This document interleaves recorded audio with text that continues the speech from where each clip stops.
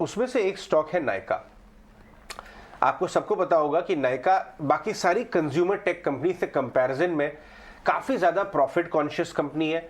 बार बार management ने profitability की consciousness के बारे में बात की है, रिजल्ट्स के बाद बातचीत में के दौरान, अपने प्रेस रिलीजेस में, प्रेजेंटेशंस में, लेकिन वैल्यूएशन घटा है।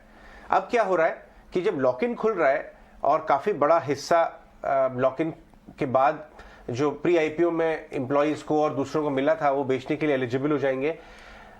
खबर ये आ रही है कि सिटी बैंक को लगाया गया है एक बड़ी हिस्सेदारी बाजार से खरीदने के लिए। तो एक तरफ तो सप्लाई आ रही है और आपको 200 करोड़ की बाइंग आ गई, तो काफ़ी हद तक वो बैलेंस आउट होगा। और खबर ये भी है, हम जो सुन रहे हैं कि इस तरह के काफ़ी ब्लॉक्स लाइन अप हैं, तो यानी कहीं ना कहीं इंस्टीट्यूशंस ब्लॉक में इच्छा रखते हैं इस भाव पे खरीदने की, और एक सप्लाई का ओवरहैंग तो है ही।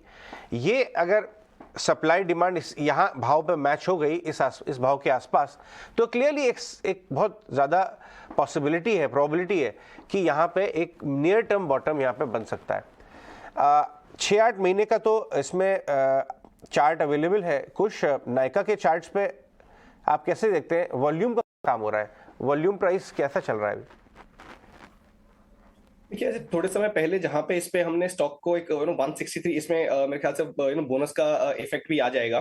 सो 163 के जो लेवल्स हैं उसके आसपास जहां से स्टॉक ने एक अच्छा रिबाउंड दिखाया था, वहां पे वॉल्यूम काफी अच्छी थी, बट वो भी सेलिंग के तौर पे ही यूज हुआ। स्टॉक में जो कंटिन्यूअस सेलिंग चल रही है उसमें स्टॉक ने कभी भी अपने जो एवरेजेस हैं उनको सस्टेनेबली क्रॉस नहीं किया है।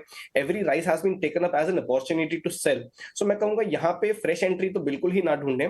किन्हीं इन्वेस्टर्स की एग्जिस्टिंग पोजीशन हो तो 163 164 के आसपास के जो स्टॉक ने लोज बनाए थे उनको अपना ट्रेलिंग स्टॉप लॉस बना के रखें। अगर स्टॉक उन लेवल तक आता है या उनके नीचे स्लिप होता है तो एक बार के लिए एग्जिट कर जाएं, बेटर रहेगा। बाइंग अपॉर्चुनिटीज, एक बार स्टॉक ने बॉटम फॉर्म कर लिया, रिवाइवल दिखाया, फिर हम बिल्कुल ढूंढेंगे। बट अभी के लिए मैं कहूंगा इसमें एग्जिस्टिंग पोजीशन है तो स्टॉप लॉस के साथ बने रहें, नहीं है तो फिलहाल एंट्री के पॉइंट्स ना ढूंढें।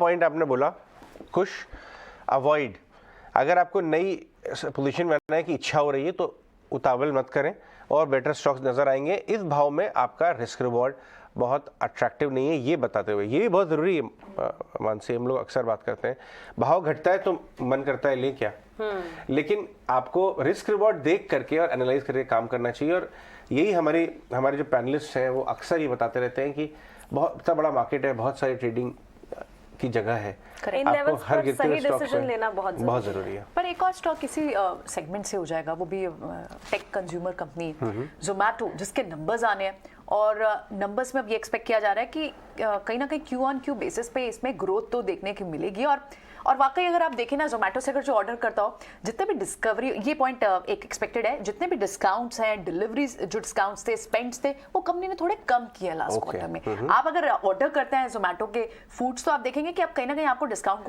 कम मिलते हैं। अच्छा। क्या जोमैटो में अब किसी तरह का कोई ट्रेड दिख रहा है, क्योंकि कल भी जोमैटो ऊपर था। किरण आप बताएं जोमैटो के स्टॉक पे इस पर क्या व्यू बन रहा है?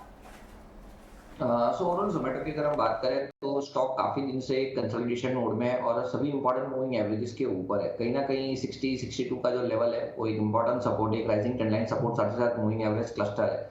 अब देखें तो 200 डेज डीएमए कहीं ना कहीं 70 के आसपास है। There are very good chances कि हम एक बार जिस तरह का कंसोलिडेशन ब्रेकआउट देखने को मिल रहा है, तो जब तक 62 के नीचे नहीं जाता है तब तक इस स्टॉक के अंदर हम बुलिश रहेंगे और ऊपर में जो टारगेट है वो 70 के रहेंगे। तो बाय ऑन डिप्स रख सकते हैं विद स्टॉप लॉस बिलो 62 का टारगेट दे रहे हैं। ठीक है किरण, गिरावट में खरीदारी के मौके इस वक्त बनते हुए दिख सकते हैं, लेकिन ये तो हुई नायका और जोमैटो की बात।